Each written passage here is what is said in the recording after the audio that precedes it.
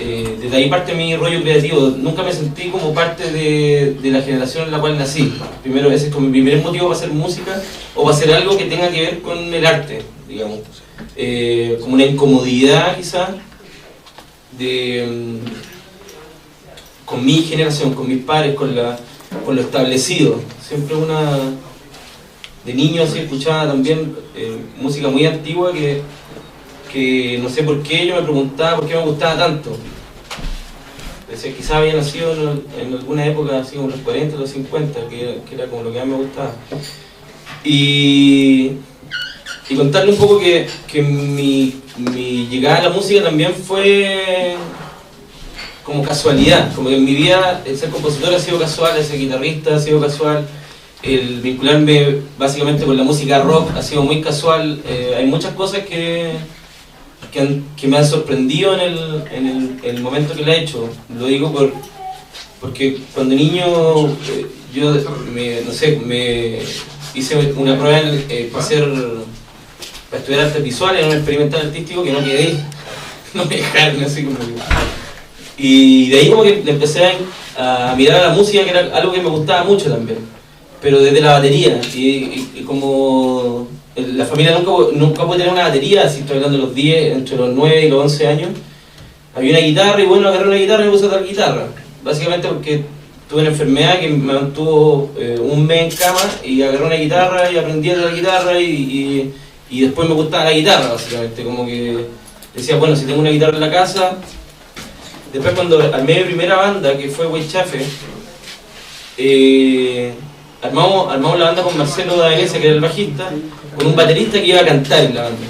Nosotros no cantábamos. Entonces, cuando a los 3 o 4 meses que estábamos tocando y haciendo algunas bases de canciones, ya teníamos varias canciones que salieron en el primer disco, pero solamente la música, él nos dijo que se retirara de la banda y que porque iba a tocar me acuerdo que los Tetas lo llamaron para tocar percusiones y él con gira y etcétera, y nos dijo, bueno, los tengo que dejar, cabros, y nosotros así como que nos miramos con el Marcelo y dijimos, bueno, aquí estamos cagados, tenemos que solucionar esto de alguna manera.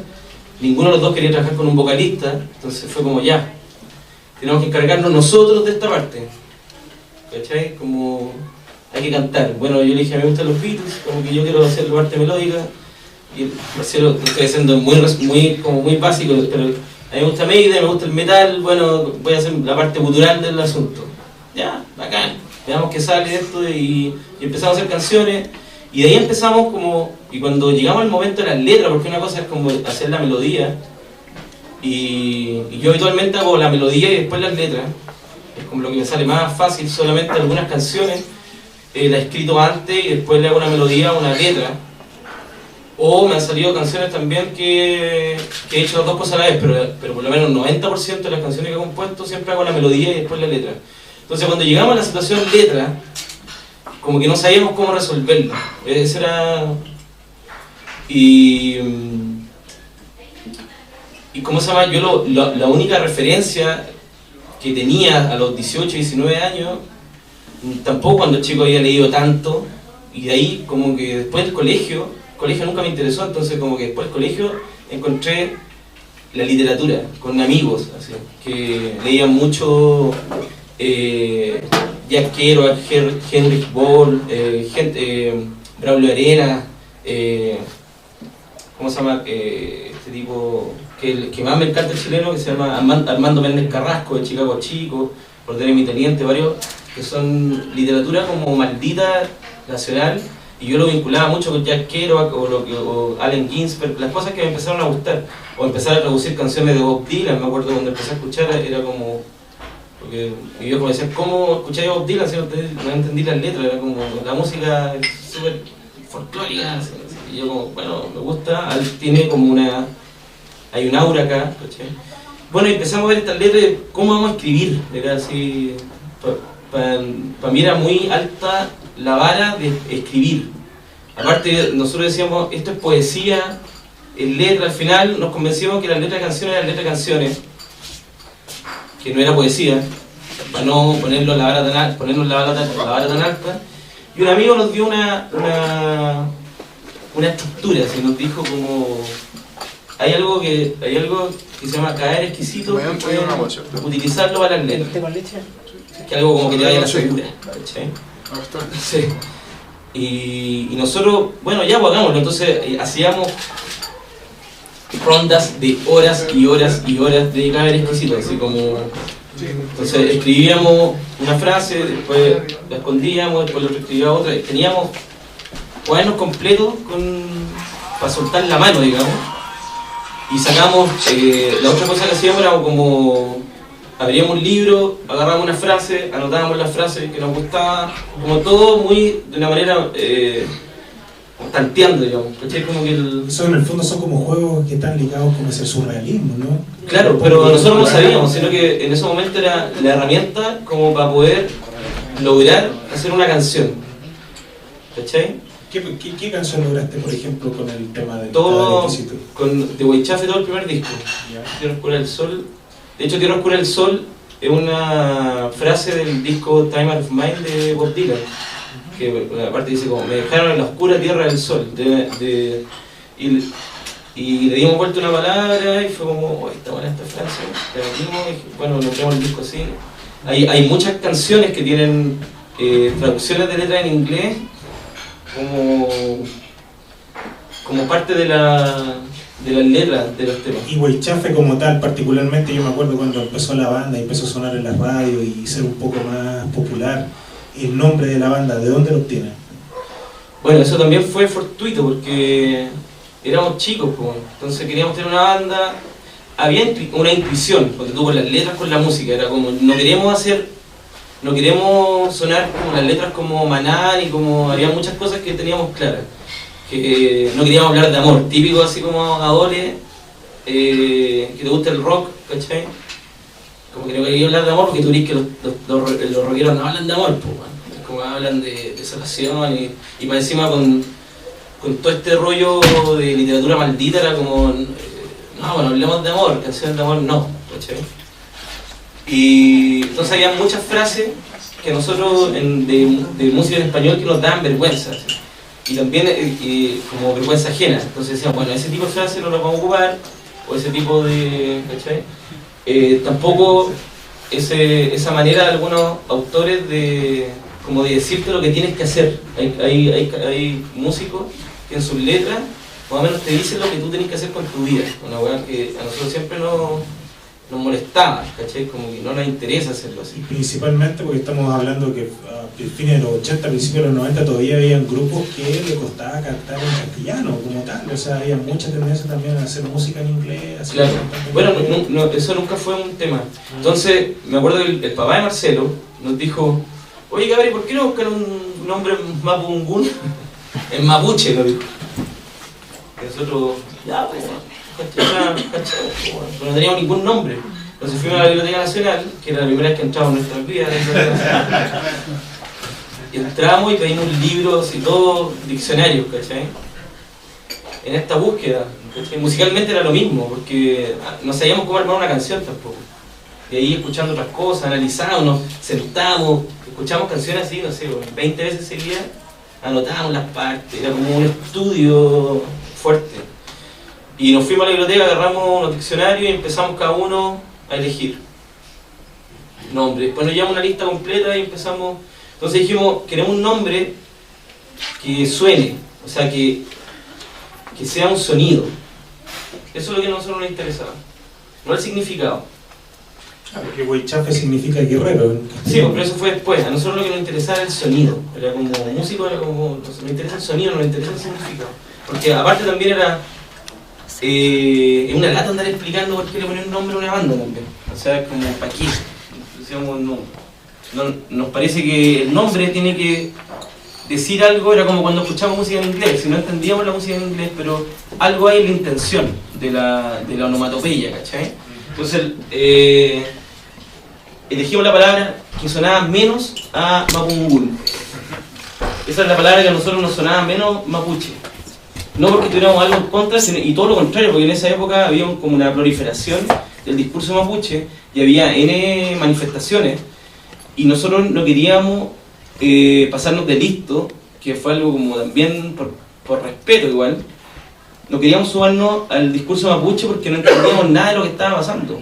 O sea, sabíamos que políticamente no sabíamos el conflicto mapuche y no nos queríamos sumar y subir a este carro sin saber de qué se trataba. Era como, este nombre, y siempre dejamos claro, este nombre no tiene nada que ver con el discurso. Entonces cuando empezamos a entender la problemática mapuche, empezamos a unirlo, pero desde nuestra perspectiva decíamos, bueno, nosotros los jóvenes somos los mapuches de esta sociedad también, porque estamos súper desvinculados a cualquier decisión central, estamos súper fuera de cualquier como decisión política o proyección cultural y todo. Nosotros estamos absolutamente fuera de esto, y haciendo rock más aún, era como la contracultura era más fuerte, ¿cachai? Ángelo no tiene ninguna relación con alguno de los autores mapuche que nosotros conocemos, el Licura Chihuahua, Jaime Huelón. No. Ya, tampoco se tuvieron la opción yo de los autores chilenos, lo que más a mí me gustó, porque como en el colegio nunca pesqué, aparte en la educación que yo recibía era una educación pública del liceo municipal que es bien vaga y es bien penca y es bien como que no, claro, o sea, institucional es más consistente, pero en el colegio cualquiera municipal no había ni siquiera actividades extraprogramáticas donde iba yo. O sea, fui a colegio que ni siquiera había música en esa época.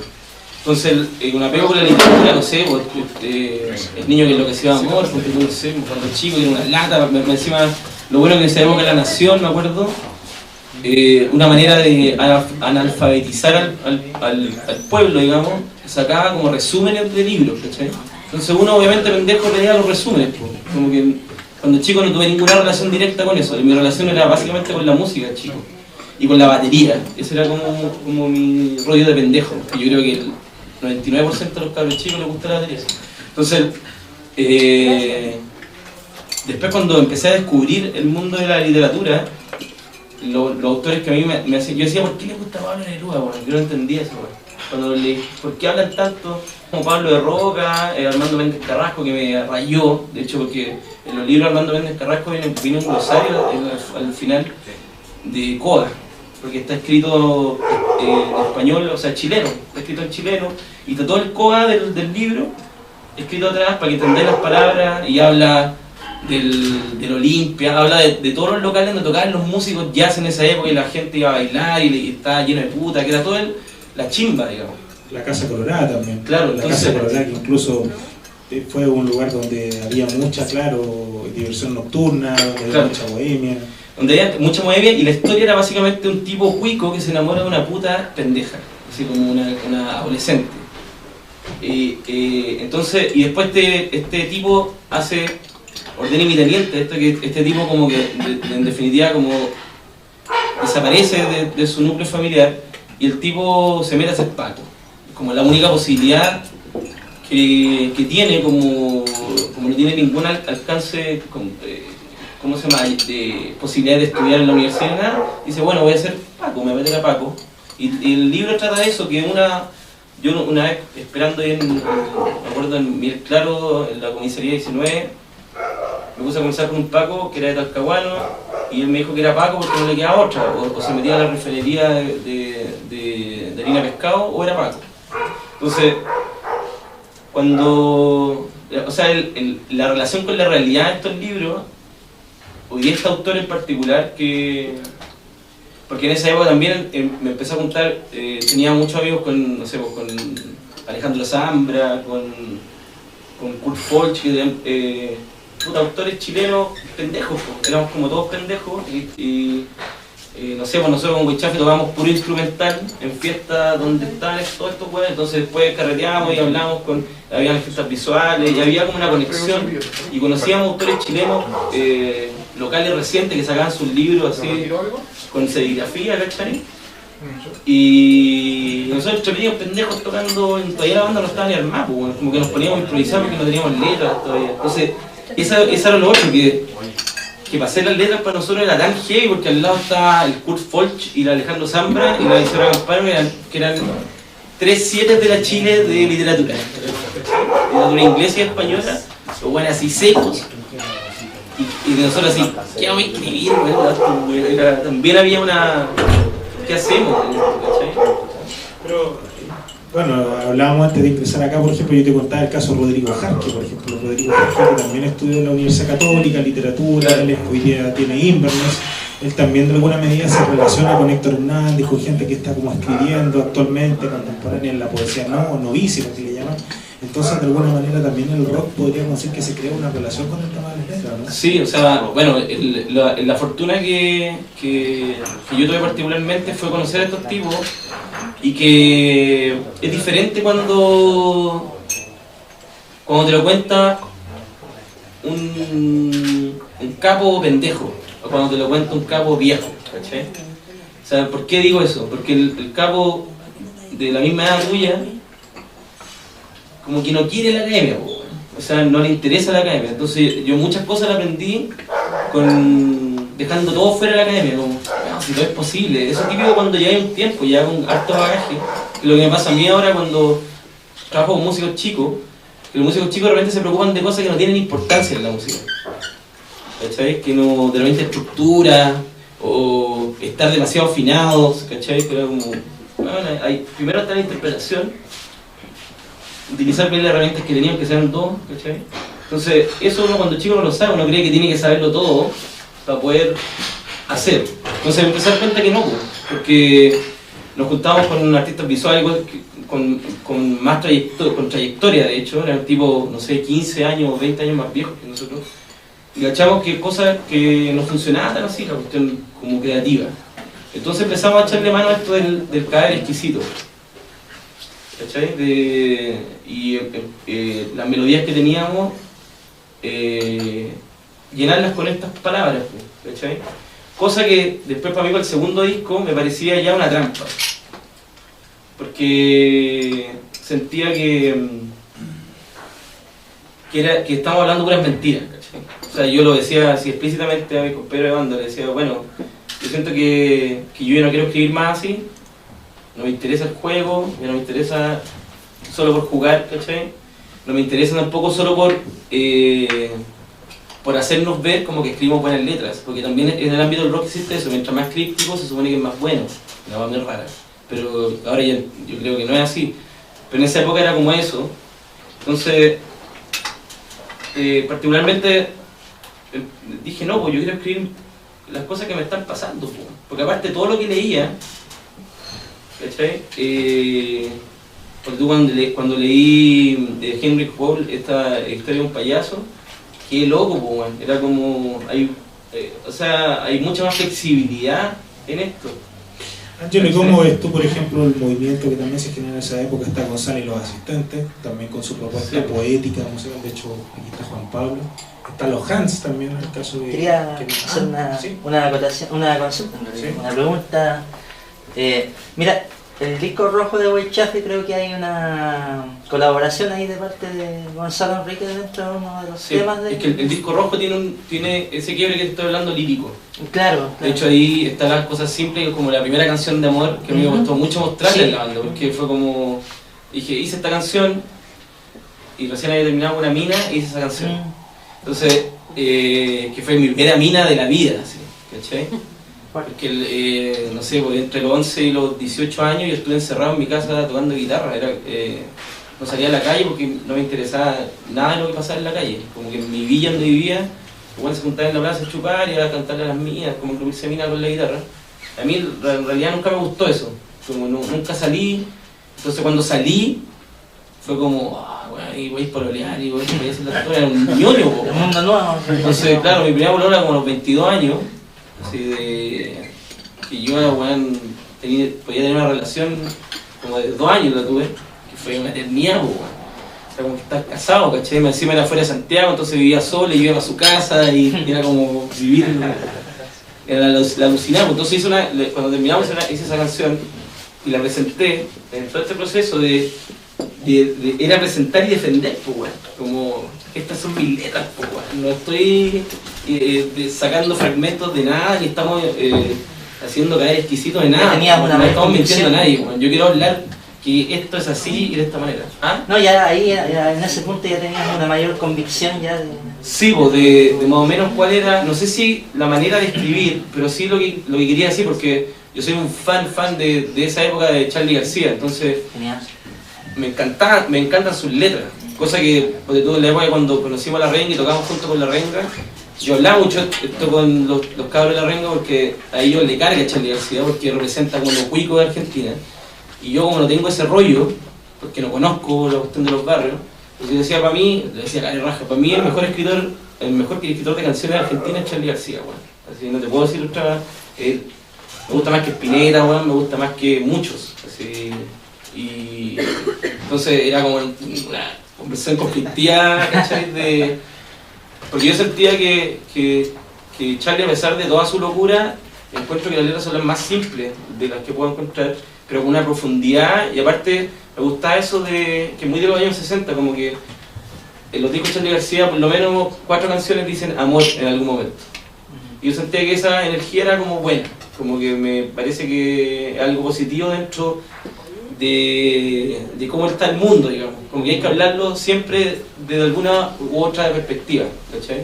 Como que con él me di cuenta mucho de eso, escuchando esas letras y también leyendo los autores que leía, porque también yo después como que empecé a reflexionar y dije, los autores malditos escriben esto porque aman el mundo, po, bueno. No porque lo odien, era como, es todo lo contrario, po, bueno. ¿Cachai? O sea, aman lo que, odian lo que imperan, pero el mundo, la gente, todo el ser humano, esto bueno, ama. Claro. ¿Cachai? Entonces, como con los gringos. ¿Ah? Sí. Claro. Uno dice que tengo a los gringos, pero en general no a la gente. Sino que No, es el sistema. ¿Cachai? Entonces, cuando me di cuenta de eso, encontré que la energía que tenían que tener las canciones tenía que ver con eso. Cosa que me costó mucho tiempo llevarla a cabo porque del dicho al hecho hay mucho trecho, como dice el dicho. Pero igual. Y porque uno no se atreve inmediatamente como a romper un esquema de uno, ¿cachai? Entonces, en ese disco particular invitamos al Gonzalo, que, puta, para nuestro gusto, y para mi gusto en particular, que estoy acá hablando, encuentro que uno de los mejores, dentro de la música, uno de los mejores letristas que yo he escuchado, con Leo Quintero, que también me encanta. Son como los dos que a mí más me gustan, así que siento que son de los que yo tengo en mi retina y de los que he rayado con sus discos, ¿cachai? Siento que son tipos que escriben muy bien, las temáticas que tienen son muy de mi agrado, no son condescendientes ni salameros, ni tienen esa, y no son realistas mágicos, que una cosa que igual me hincha un poco las pelotas. Entonces son simples, así como 3 frases, cosas directas, ironía, ¿cachai? Que también encuentro que las canciones tienen que tener humor, si no estamos cagados igual, como que... El ingrediente. Sí, todo lo que uno hace tiene que tener eso, tratar de no ser tan... Igual soy medio afectado, pero... Te puedo hacer una pregunta que en realidad es la pregunta de la que viene idea. Porque mira, en realidad para ser honesto yo Weichafe nunca como que le puse atención. Un día haciendo Sabina, no me acuerdo, hace mucho tiempo hasta, puede ser. Escuché 3 locos tocando un tema de Víctor Jara. Sí. ¿Ya? Y me paré porque justo un amigo argentino me había regalado el disco de Dividido, donde también ha dividido. Igual. No lo pesqué, pero cuando escuché el arreglo dije, dije, estos son los Divididos chilenos. Sí. Y me quedé. Entonces escuché, bueno, aparte me gustó cómo tocaba con la guitarra, la ponía como... Ya. Entonces, son varias preguntas. La primera es si había una relación intencional en eso.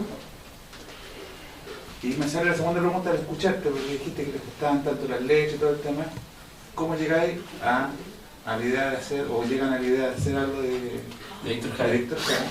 Y que para mi gusto personal, yo no sé ustedes, para mí Víctor Jara no es como lo pintan, ¿me entendés?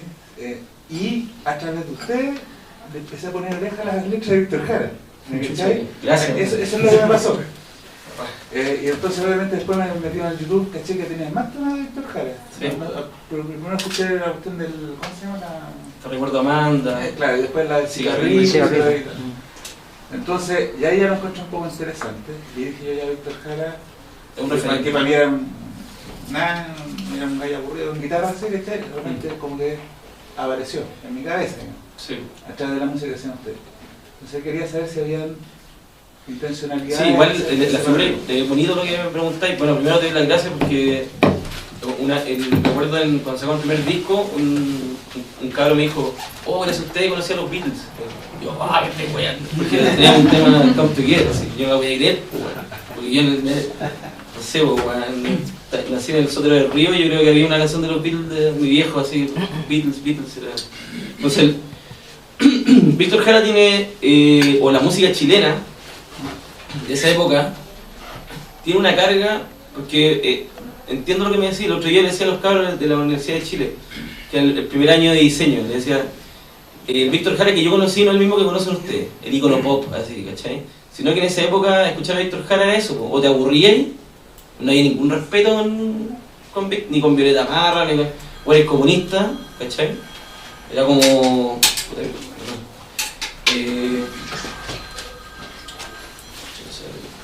entonces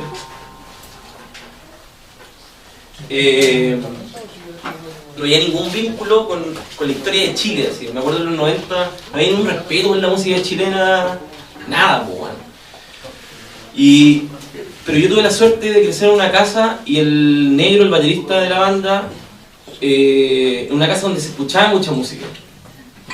Mi viejo, yo escuché Leo Maslía, escuchaba Jimi Hendrix, Weather Report, Led Zeppelin, Chick Corea, bueno, yo tenía los videos de Chick Corea en Chile con Dave Weller en la batería, con Patitucci, bueno, la mejor formación, Return to Forever, o sea, Tok Tok, ponte tú, un montón de música que se escuchaba en mi casa sin distinción. Así. O sea, mi viejo el año 94 podría haber sido, no me acuerdo, en el año 94, llegó con el disco Super Unknown de Soundgarden diciéndome, weón, estos son los nuevos Led Zeppelin, weón, fui a la feria del disco y me pasaron este disco, y yo así como tenía 14, 15 años, mi viejo mostrándome la música que yo debería haber conocido con mis amigos, con mis amigos que no tenían ese weón. Igual, es como que entonces era Ramazotti, no sé, mi viejo, el primer disco de Alanis Morissette, tú, había un Dire Straits en una weá así, una colección de música, de video y de música en mi casa que circulaba en vinilo cuando éramos más chicos. Entonces, Víctor Jara era un póster en mi casa, de hecho. Cuando estaba Allende, John Lennon, Víctor Jara. Era como de esos cuadros de cobre, ¿cachai? Entonces yo lo escuchaba de pendejo, así, muy chico.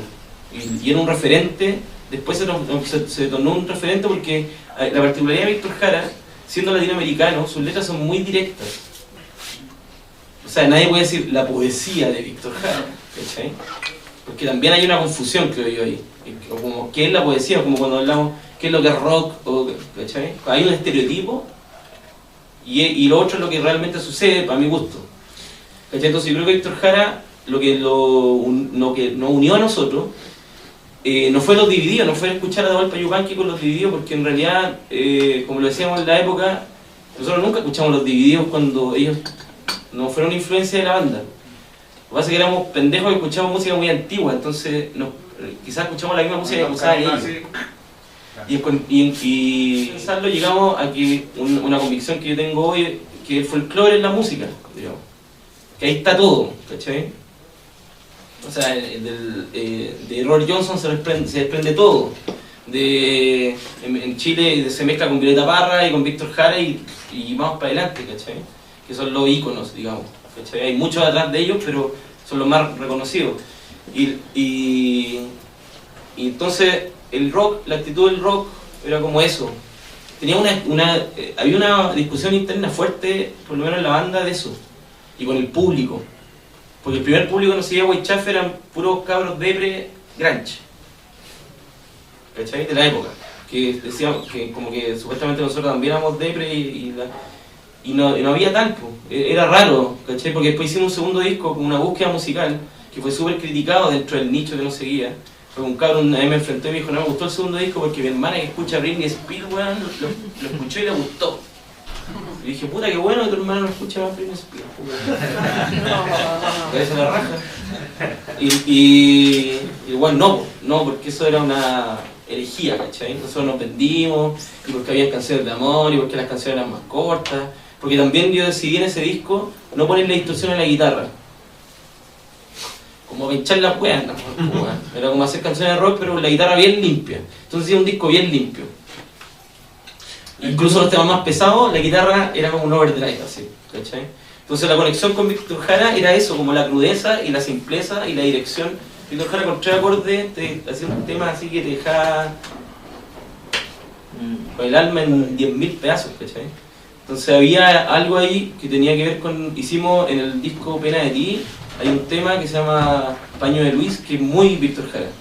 O sea, tiene una letra que está muy basada en eso. El último acorde que es mayor es como el derecho a vivir en paz, como que... O sea, internamente nosotros lo entendemos, pero en la composición está muy presente en muchas canciones. Nosotros siempre quisimos sonar como banda chilena. Siempre nos decían que en nuestro disco sonaban penca porque no sonaban con la guitarra fuerte, la batería pues, así como... No, nosotros queríamos sonar como banda chilena, porque sentíamos que... ¿Cómo suena una banda chilena? Suena con menos peso, ponte tú. Como que tú ponías un disco gringo y la weá suena gigante y un disco chileno suena más chico. Bueno, eso nosotros somos. Y nos sentimos orgullosos de esa weá, ¿cachai? Y siempre nuestro sonido fue como, es nuestro sonido. O sea, en definitiva, si le pregunté a alguien por Weichafe es ese sonido, ya es un elemento que tú puedes identificar. Nosotros no queríamos sonar ni como Faith No More, ni como Soundgarden, no queríamos sonar como ellos, no nos interesaba. ¿Cachai? Angelo, ¿cómo ves tú la mitificación que existe, por ejemplo, en el medio hoy en día, la Violeta Parra, Víctor Jara, indistintamente también por ciertos hechos que acontecieron que ayudaron en este caso, a propagar su figura? Pero, por ejemplo, también tenemos bandas emblemáticas, aquí la Payún, por ejemplo, los Jaivas de la misma época. ¿Cómo ves en el caso de ellos, que todavía incluso están en actividad? O sea, a mí me parece que el patrimonio cultural es algo fundamental para que un país se desarrolle, sea como sea ¿cachai? Está muy claro que, ponte tú, no sé, pues, Víctor Jara se transformó en una polera y bueno, los íconos pop, vivimos en un mundo pop, o sea, cuando las cosas llegan a la boca de todos se transforma en la cultura pop. Y la cultura pop es eso, o sea, Andy Warhol lo hizo patente, es un conjunto de serigrafías, ¿cachai? De colores, no es más que eso. Entonces, y no tiene por qué ser otra cosa tampoco. O sea, yo creo que es súper la cultura pop es súper positiva, encuentro yo. Como es complementaria a lo otro, a la profundidad, digamos, ¿cachai? Conceptual y todo eso. Pero el impacto, por ejemplo, que tiene hoy en día también Jorge González, Álvaro Enrique en alguna medida, u otros cantautores, por ejemplo, ¿cómo ves tú esa proyección en ellos, en la recepción del público, por ejemplo, en el caso de Jorge González, que es como el más emblemático de todos? O sea, me parece que como están vivos, ¿cachai? Porque Violeta Parra y Víctor Jara están muertos, entonces no se pueden ni defender, pues, bueno. Una vez Ángel Parra me dijo, puta, si mi abuela estuviera viva, bueno, no le gustaría ninguno de sus tributos. ¿Cachai? Ángel Parra me decía, yo no he participado en ninguno de sus tributos, me han llevado un montón, porque creo que son puros negocios del sello EMI, ¿cachai? Y mi abuela no estaría de acuerdo con ninguno de ellos, ¿cachai? Y claro, pues, para mí Jorge González es un ícono, para mí Álvaro Enrique es un ícono. Y de hecho, ayer tuve una conversación por esto que pasó, que dijo que la tergiversación clásica, así como de los medios, y más encima también que el tipo, bueno, es pesado, bueno, está bien, pero ha hecho las mismas canciones, pues bueno. Yo siento que a los músicos hay que medirlo por la música que hacen, no por la vida que tienen, no porque Álvaro Enrique lo bueno porque jala mucho, porque no sé qué. Siento que dentro de y el que no le guste está cagado, porque el cancionero popular, weón, están metidos muchas canciones de los tres. Y son canciones que nos han formado a todos nosotros también, ¿cachai? O sea, yo me acuerdo que en los 90 yo era muy fanático de la banda del Capitán Corneta y los tres. Me gustaba mucho más la banda del Capitán Corneta. No sé por qué, pero cuando sacaron La Espada y la Pared, encontré que, weón, o sea, déjate caer, weón, no sé, pues, weón, está en el Olimpo con Gracias a la Vida, pues, weón, ¿cachai? Para mí. Igual que Leo Quintero con La Enredadera, pues, weón, ¿cachai? Son canciones así que yo digo, ¿en qué momento se le ocurrieron esto, weón? La raja, así, son demasiado. Y La Espada y la Pared es un discazo de música chilena, así, de toda la mezcla, weón, de la música de los años 60 chilena, en general, así, porque en los 60, aparte de estar los Sony, los Vidrios Quebrados, los Max, los Jokers, estaban los chileneros, ¿cachai? También, y había estado la música folclórica incipiente, como el canto nuevo. Tú escucháis eso y tiene una riqueza musical impresionante, así, como creo que es muy representativo de nuestro pueblo, ¿cachai? Y las letras, muy representativo porque la mayoría de las bandas de los 90 en Chile eran muy influenciadas por la música argentina. Entonces, en los tres, la melodía es muy argentina, muy de Spinetta, todo eso de Spinetta pasando por después Fito Páez, no sé, como que hay como un gráfico melódico ahí que es muy intenso y muy del blues argentino. Como que llegó acá, ¿cachai? Con el blues traducido por los argentinos y por los brasileños, ¿cachai? Ese blues más de fogata, no el blues así más folclórico, sino que ese blues más de guitarra abierta y de no tanta expertise en el asunto, ¿cachai? Y las letras también, pues todas estas letras como media psicotrópicas, raras, como crípticas, también muy Spinetta, pero no tan espineteadas tampoco, ¿cachai? Entonces yo admiro mucho eso. De Jorge González también, o sea, como que para mí la postura de él es un ícono, y las contradicciones, bueno. Siento que los grandes autores en la música, lo que lo construyen son sus contradicciones, ¿cachai? Porque son seres humanos, pues, bueno. Pero ellos, sus contradicciones están a flor de piel, ¿cachai? Porque están más expuestos también. Ángelo, y estos cantautores nuevos, por ejemplo, como Chinoy, ¿en qué medida han impactado, por ejemplo, dentro de lo que tú has podido? Bueno, para mí Chinoy ha sido el que más, de toda la música nueva, soy fan de dos bandas, que una es Chinoy. Tuve la suerte de conocerlo antes que se conociera, que no sé si es bueno o malo, no lo digo de alternativo, sino que tuve la suerte de trabajar con él, como grabarlo y tener un disco en mi casa que nadie lo tiene, que son canciones que tenía en esa época. Y que se lo grabé yo, ¿cachai? Que se lo grabé para su MySpace, que después lo ocupó un par de temas, ¿no? Y de hacerle el primer arreglo, que después lo escuché en Carne Gallina, yo le hice el arreglo del tema, como que produje ese tema, y después lo escuché con la Sinfónica de Valparaíso, en el mismo arreglo, fue la raja, bueno, como escucharlo, pero anónimamente, porque en realidad no sé si salían los créditos de ese disco, ¿cachai? Pero yo el Chinoy quedé loco, al tiro, así lo escuché, porque un amigo me mandó un link, que había un link en YouTube, me acuerdo, cuando lo vi, ahora hay 1 millón, y lo vi y dije, bueno, yo tengo que conocer este weón, y dije, bueno, porque me pidieron que lo produjera, pero gratis. Entonces dije, bueno, por favor, así. Y lo conocí, bueno, y de ahí, y me gustaron sus letras, me gusta su voz, me gusta la manera que toca y la guitarra, weón. Encuentro que el folclore urbano, así es como, siento que, no sé, pues bueno, es como la combinación de toda la cultura de cantante micro con el punk, bueno, ¿cachai? Y súper bien tocado, súper bien cantado, muy bien escrito, para mi gusto, ¿cachai? Me acuerdo que en esa época me dijo, no, estoy participando en un tema, en un festival que se llama Valpo lo hizo, que al final no lo ganó. Su canción no se salió cuarta, no sé qué, y me tocó el tema, mira, estoy haciendo este tema, Valpo lo hizo. Y yo así como, bueno, la verdad, así como, bueno. Y lo otro fue cuando conocí a los Firemakers, cuando conocí todo el diseño de ámbito como más del rock pop, también con una genialidad compositiva en las letras. Primero, como también en la música, en el caso del diseño, maneja muy bien la armonía, ¿cachai? Como viene toda la escuela Beach Boys, así, Beatles y todo eso, y como de los compositores que nosotros en los 90 detestábamos de la música romántica, ¿cachai? Y las letras tenían una ironía, así como que a mí, y palabras raras que yo no había escuchado en la música chilena antes. Estos dos personajes que hoy en día son bien connotados y son bien conflictivos también, porque son personajes que generan amor y odio, porque no conozco a nadie que es chino y diga, no, es igual me gustan algunas canciones, como que o no te gusta o no te gusta, nadie no, canta como vieja, el otro, no, me encanta como... Chinoy para mí me voló la cabeza, fue lo último, creo que en mi vida había conocido un músico así como de tú a tú, que me haya volado la cabeza como me la voló este weón, como que he escuchado en serio.